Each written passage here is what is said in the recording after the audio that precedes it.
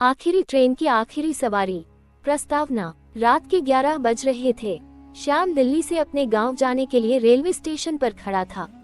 उसका गांव एक छोटे स्टेशन के पास था, जहां बहुत कम ट्रेनें रुकती थी।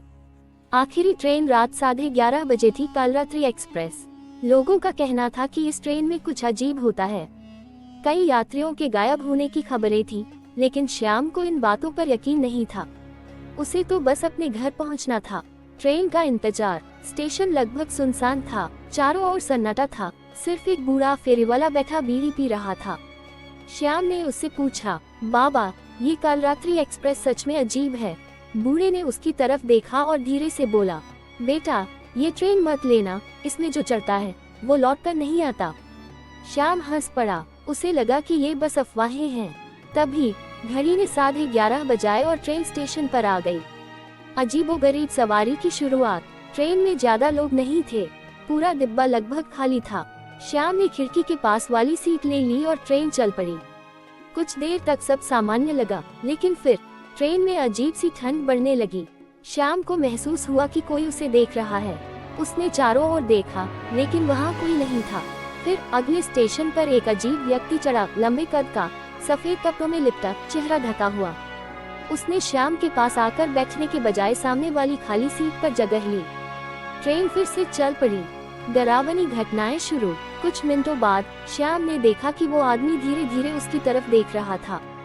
जब श्याम ने उसकी आंखों में देखा तो वो आंखें बिल्कुल काली थी, बिना पुतली के। श्याम के रोंगटे खड़े हो गए। उसने नजरें हटा ली, लेकिन तभी ट्रेन में तेज हवा चलने लगी, जैसे खिड़कियां खुल गई हो। मगर खिड़कियां बंद थीं। अचानक ट्रेन में लाइटें बंद हो गईं। चारों तरफ घना अंधेरा छा गया। तभी किसी के पैरों की आहट सुनाई दी, धीरे धीरे पास आती हुई।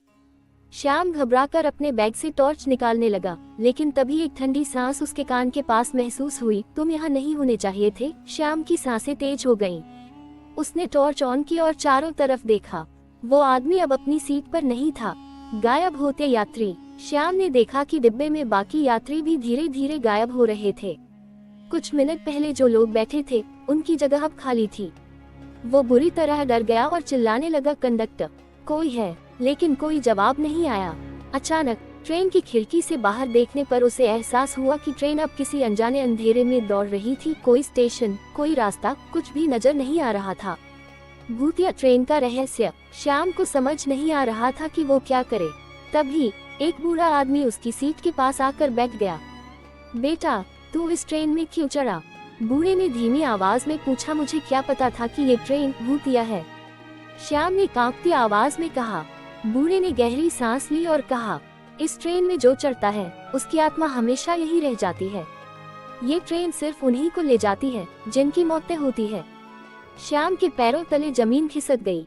आखिरी स्टेशन। ट्रेन एक स्टेशन पर रुकी, लेकिन वहाँ कोई नहीं था, सिर्फ कोहरा और अजीब सन्नाटा थी। ट्रेन में अनाउंसमेंट हुआ, अंतिम यात्री का अंतिम स्टेशन आ चुका है। श्याम को लगा कि यह उसकी आखिरी रात हो सकती है। वह दौड़कर दरवाजे की ओर भागा, लेकिन दरवाजे खुद ही बंद हो गए। ट्रेन फिर चल पड़ी, लेकिन इस बार उसकी स्पीड बढ़ने लगी। बाहर सब कुछ धुंधला था। फिर अचानक ट्रेन जोर से झटके के साथ रुकी और श्याम का सिर सीट से टकराया। सुबह की पहली किरण। जब श्याम ने आंखें खोली तो वह रेलवे स्टेशन के एक बेंच पर पड़ा था। चारों ओर हल्का उजाला था।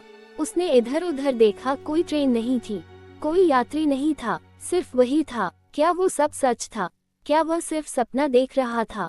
लेकिन फिर उसने अपनी जेब में एक पुराना टिकट पाया, जिस पर लिखा था, कालरात्रि एक्सप्रेस, आखिरी यात्रा, दिनांक 6 मार्च 1952। श्याम सिहर उठा। वह समझ चुका था कि उसने जो अनुभव किया वह कोई सपना नहीं था। उसने जो ट्रेन ली थी वो इस दुनिया की नहीं थी। समाप्त। तो क्या आप अगली बार आखिरी ट्रेन की आखिरी सवारी लेने की हिम्मत करेंगे?